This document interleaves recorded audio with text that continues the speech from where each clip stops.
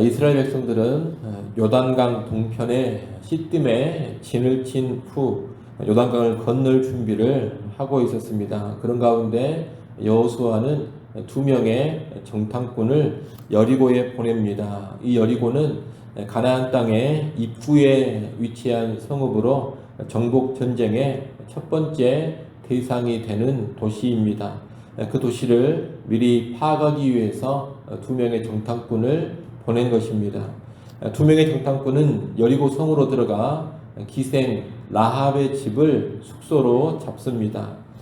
기생은 일종의 창녀로 성매매를 하는 여인입니다. 이런 기생의 집은 다양한 사람들이 드나들기 때문에 낯선 사람을 이상하게 여기지 않습니다. 또 기생의 집을 드나드는 사람들은 보통 자기를 숨기면서 은밀하게 행위를 즐기기 때문에 낯선 사람의 출현이 외부에 알려질 위험도 적습니다. 그래서 두 정탐꾼이 기생의 집을 거처로 삼은 겁니다.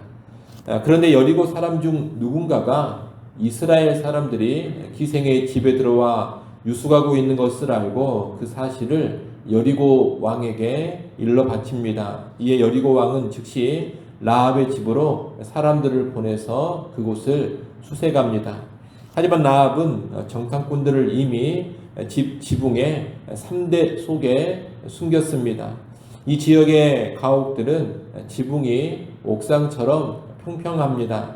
그 지붕에서 곡식을 말리거나 그 지붕에 물건을 보관하기도 하는데 이 3대는 옷감 재료인 배실을 만드는 재료가 되는 식물입니다. 라합은 지붕에서 그 3대를 말리고 있었는데 그 3대 속에 정탐꾼들을 숨겨둔 겁니다.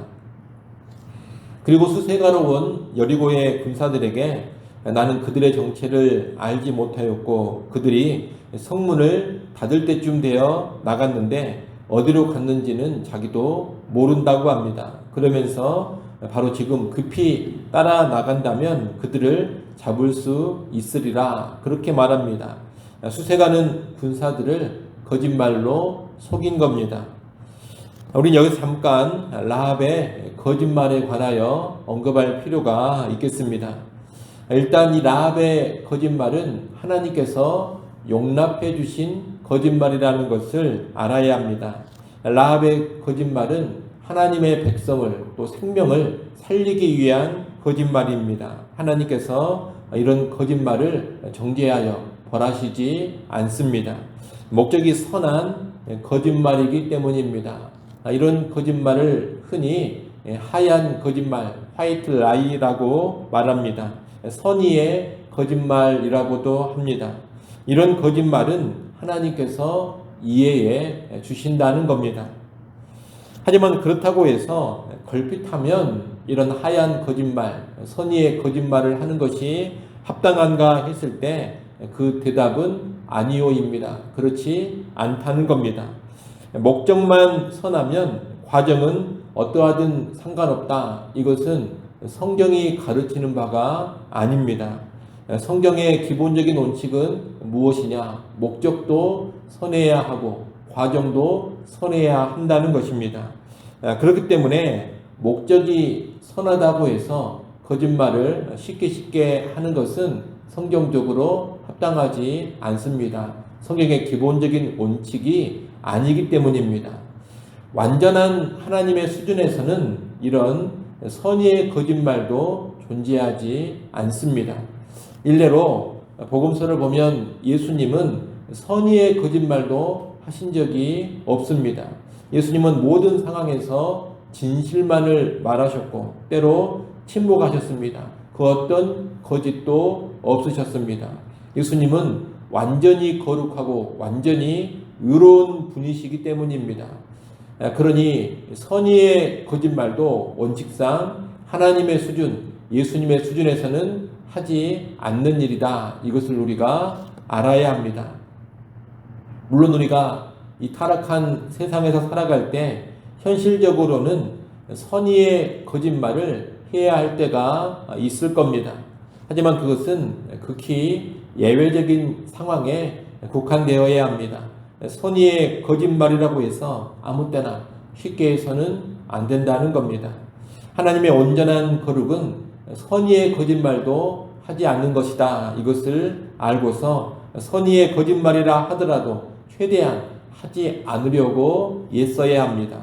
정말로 부득이한 경우 예컨대 선의의 거짓말을 하지 않는다면 억울한 생명이 죽게 되거나 바른 일에 치명적인 손상이 오게 되는 그런 경우가 아니라면 선의의 거짓말도 우리는 금해야 합니다. 그것이 정직과 진실을 추구하는 신자의 합당한 삶입니다.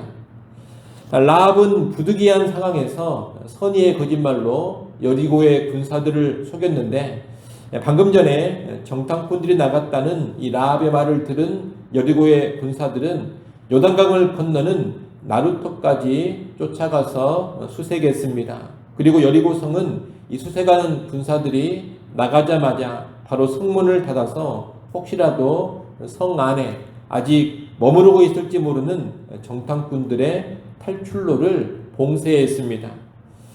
아직은 위태로운 상황이기는 하지만 이 라합의 기지로 2명의 정탐꾼은 일단 살게 됐습니다. 여리고의 군사들을 따돌린 라합은 지붕으로 올라가서 정탐꾼들에게 상황을 알리면서 자기가 이렇게 행한 이유를 쭉 말합니다.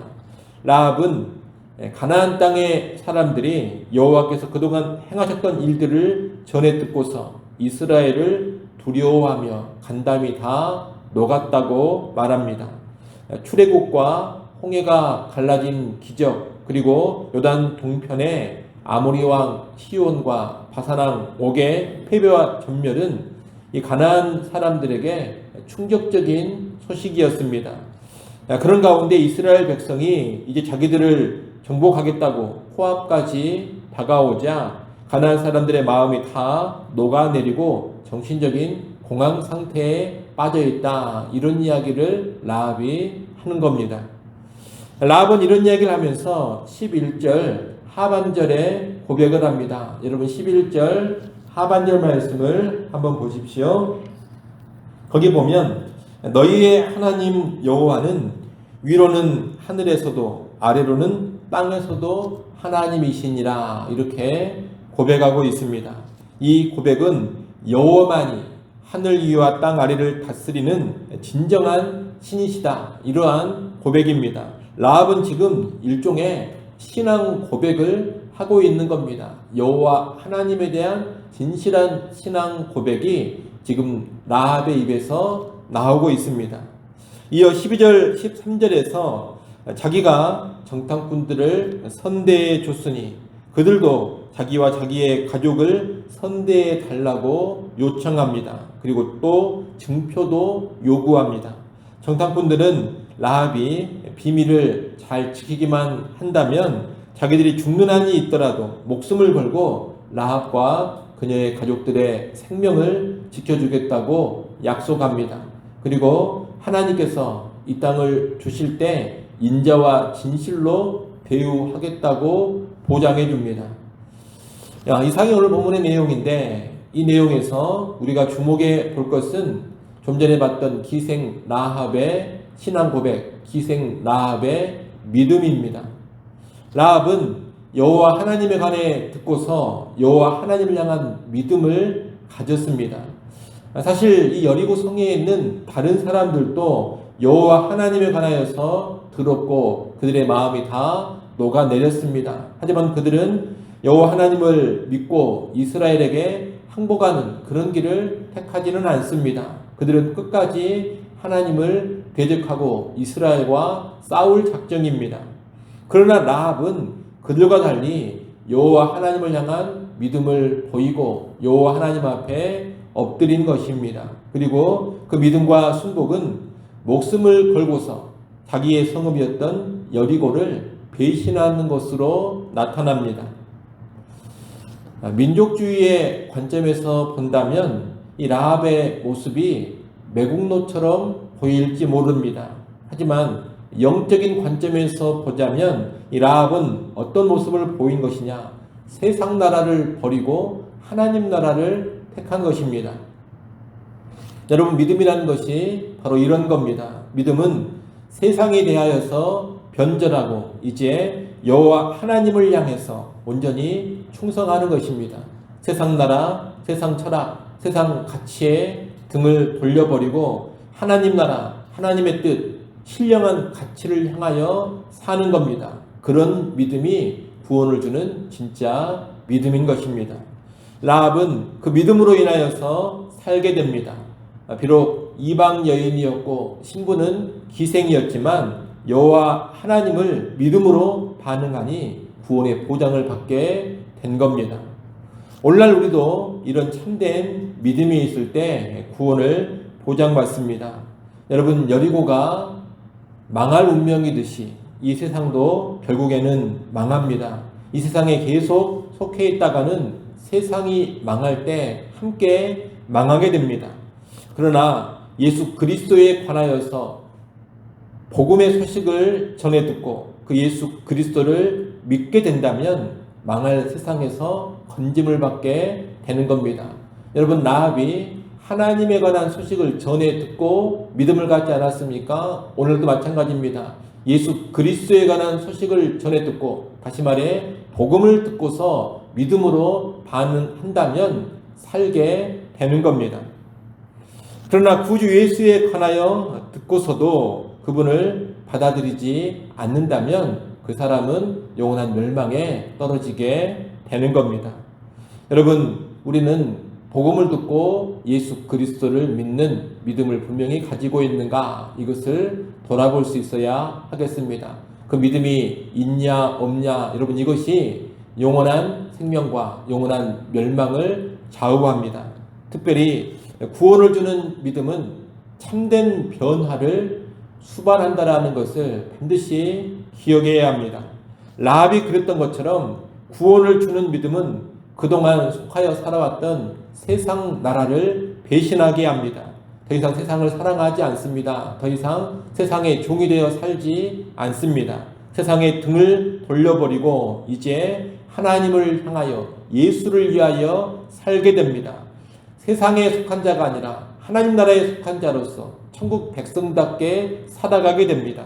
그것이 참된 믿음, 구원을 주는 믿음의 모습인 것입니다. 오늘 우리가 그런 믿음을 갖기를 바랍니다. 그래서 입술만의 믿음이 아니라 세상을 향하여 등을 돌려버리고 하나님을 향해 예수를 위해 살아가게 하는 그런 참된 믿음을 우리가 가질 수 있기를 바랍니다. 그런 참된 믿음을 통하여서 영원한 생명, 영원한 구원을 보장받기를 간절히 소원합니다. 기도합니다. 아버지 하나님, 오직 참된 믿음만이 우리에게 영원한 구원을 보장한다는 것을 알게 하셔서 예수 그리스도에 관하여 듣고 복음을 듣고 참된 믿음으로 반응케 하여 주옵소서. 세상의 등을 돌리는 참된 믿음, 오직 하나님께로 예수께로 향하는 참된 믿음으로 살아가는 우리 모두가 되게 하여 주옵소서. 그리하여 이 타락한 세상이 멸망당할 때 함께 망하지 아니하고 그 안에서 놀라운 구원을 누리게 하여 주옵소서. 아버지 하나님, 이 새벽 시간 우리를 또 깨워주시고 우중에도 기도하는 자리로 불러주셔서 감사합니다. 깨어 기도하는 시간 되게 하시고 주의 백성들이 긍휼을 구할 때 하나님 때를 따라 돕는 은혜를 베풀어 주시옵소서. 이 시간 다시금 성령으로 충만해지게 하시고 오늘 하루도 승리하는 삶으로 나아가게 하여 주옵소서. 예수님의 이름으로 기도드리옵나이다. 아멘.